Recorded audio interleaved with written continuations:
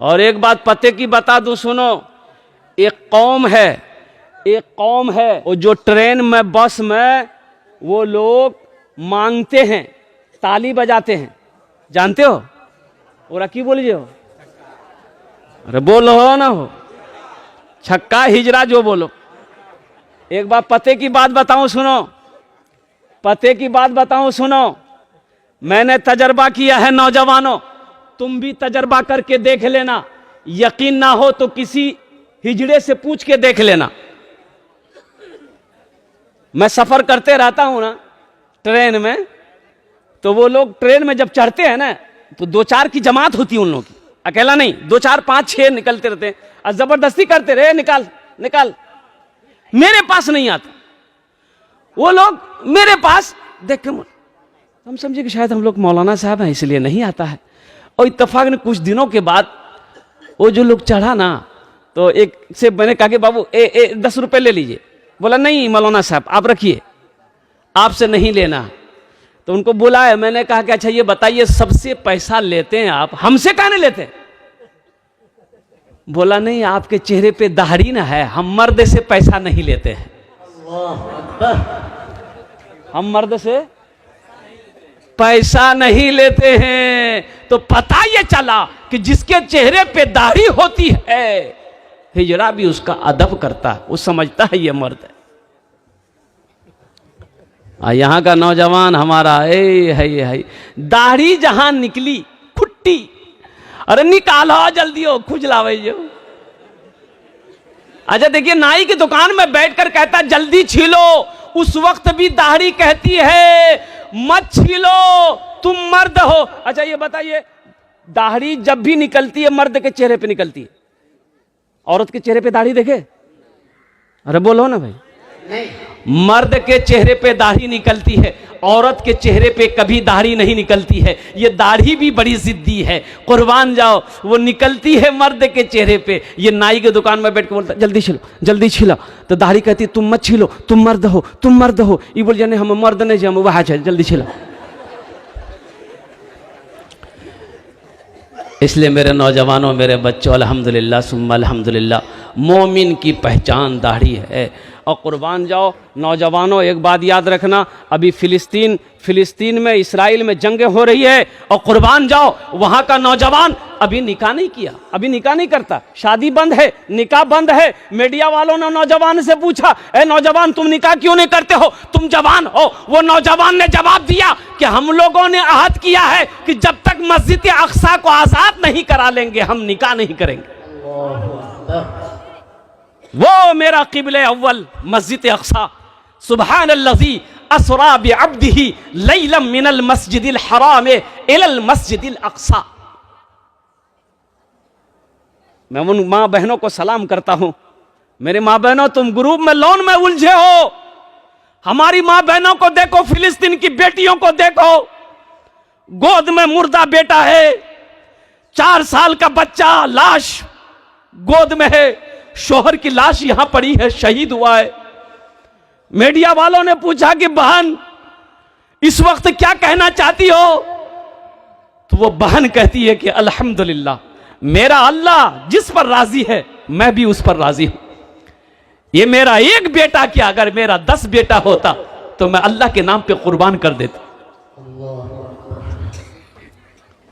दीन को समझो, ईमान उसे कहते हैं, ईमान उसे कहते हैं, ईमान उसे कहते हैं। यहां तो हम लोगों का ईमान का यह आलम है कि एक गो चाय में गवाही बदल जाती है। एक गो चाय पिला दो ना, बस वो आप ही की तरफ से बोलेगा। एक गो चाय, बेसी नहीं, एक ही गो चाय पिला दी उसको।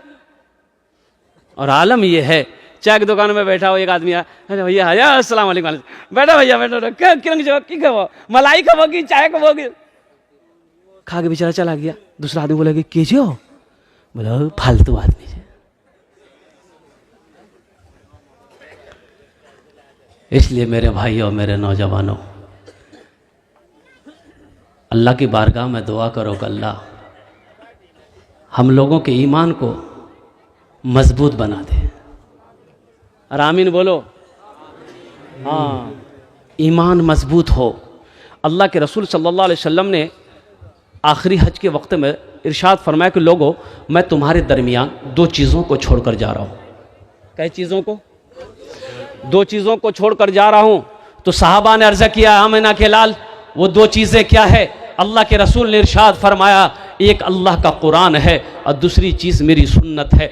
अल्लाह के कुरान और मेरी सुन्नत, ये दोनों चीज़ों को तुम हमेशा तुम्हारी सरबलंदी रहेगी, हर कौम पर तुम हावी रहोगे। अगर ये दोनों चीज़ों को तुम छोड़ दोगे तुम गुमराह हो जाओगे, कोई कौम तुम्हारी इज्जत नहीं करेगी। आज यही हालात है, यही आलम है कि आज हम कटे जा रहे हैं, पीछे जा रहे हैं, कोई भी कौम हमारी इज्जत नहीं कर रही है, इसलिए कि हमने अल्लाह के कुरान को भी छोड़ा है, मुस्तफ़ाए कायनात की सुन्नत को भी छोड़ा है। और फिलिस्तीन के नौजवान क्या कहता है? किसी शायर ने कहा है, अगर आपकी इजाज़त हो तो मैं सुना दूं? बिल्कुल सुनाइए। मैं सुना दूं? वक्त की किल्लत है। देखिए अल्हम्दुलिल्लाह, बस 2 बजने वाले हैं अल्हम्दुलिल्लाह। 10 मिनट के अंदर में मेरी बात मुकम्मल हो जाएगी, इसलिए कि ताखिर हो गई, फजर की नमाज पढ़नी है। एक बात याद रखिए, ये जगना आप जगे हैं, मगरब से लेकर या इशा से लेकर अब तक आप बैठे हुए हैं ना, अल्हम्दुलिल्लाह। आप फजर की नमाज पढ़े बगैर सो गए या आप सोए फजर में नहीं उठ पाए, ये पूरी रात का जगना बेकार हो जाएगा। इसलिए मेरे भाइयों नौजवानों, अगर 2 बजे यहां से दुआ, हमारे अकाबिरीन ने पूरी रात के जलसे को पसंद नहीं किया।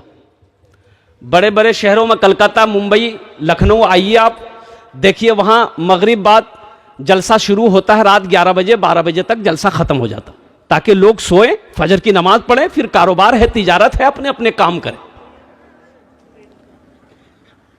इसलिए बेहतर है, मैं जितने भी अराकीन जलसा है, नौजवान हैं, उनसे मैं गुजारिश करूंगा कि मेरे बच्चों, इस जलसे से हमारी कौम को फायदा मिलना चाहिए। कम से कम कुछ लोग नमाजी तो बन जाए भाई। हम कमेटी वालों को, नौजवानों को दावत देते हैं कि मेरे बच्चों ये जलसा सजाए, और अल्हम्दुलिल्लाह खुशी की बात है कि तुम दीनी मजलिस सजाए हो, लेकिन इससे फायदा तुमको भी पहुंचना चाहिए। इससे फायदा यह होना चाहिए, अगर तुम नमाजी नहीं हो तो नमाजी बन जाओ, ताकि मोहल्ला वाला कहे कि कम से कम जलसे से एक फायदा तो यह पहुंचा कि जलसा से पहले यह लड़का नमाज नहीं पढ़ता था, लेकिन जब से जलसा हुआ है अल्हम्दुलिल्लाह यह 5 वक्त का नमाजी बन गया। यह फायदा तो होना चाहिए ना। तो फिलिस्तीन का नौजवान क्या कहता है, बस 5-7 मिनट ये नज़्म सुना कर इंशाअल्लाह मैं अपनी जगह लेता हूँ। अल्हम्दुलिल्लाह, यही ईमान मेरा है, बोलो बोलो मुसलमानों, यही ईमान मेरा है, बोलो बोलो मुसलमानों, बोलो बोलो यही ईमान मेरा है, बोलो बोलो मुसलमानों। मूसा है हम फिरौन को सजदा न करेंगे, मूसा है हम फिरौन को सजदा न करेंगे, हम हैं खलील आग की परवाह न करेंगे, हम हैं खलील आग की परवाह न करेंगे।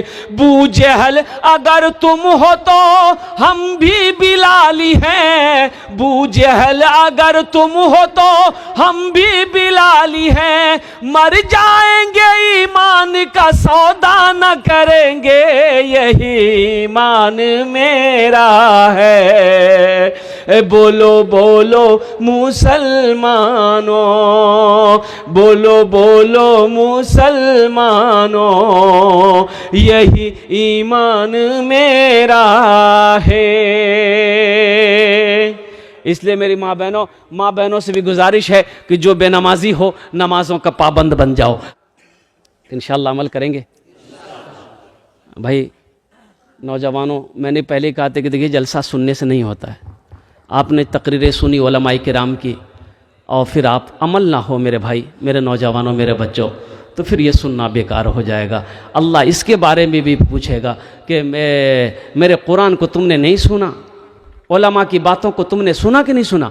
उस वक्त कहोगे अल्लाह सुना तो था लेकिन मैंने अमल नहीं किया है। अल्लाह के बारगाह में इसका भी जवाब देना होगा। मैं इन नौजवानों को सलाम करता हूँ जिन्होंने बड़ी मेहनत मशक्क़त के साथ अल्हम्दुलिल्लाह इस दीनी इजलास को सजाया है। हम अपनी माँ बहनों से भी कहना चाहेंगे, मेरी माँ बहनों अल्हम्दुलिल्लाह आप अपने घर को छोड़कर कड़ाके की ठंड में, सर्दियों में अल्हम्दुलिल्लाह यहाँ पर आप आई हैं। अल्हम्दुलिल्लाह मेरी माँ बहनों, घरों के अंदर में अखलाक पैदा करो, घरों के अंदर में मोहब्बत पैदा करो।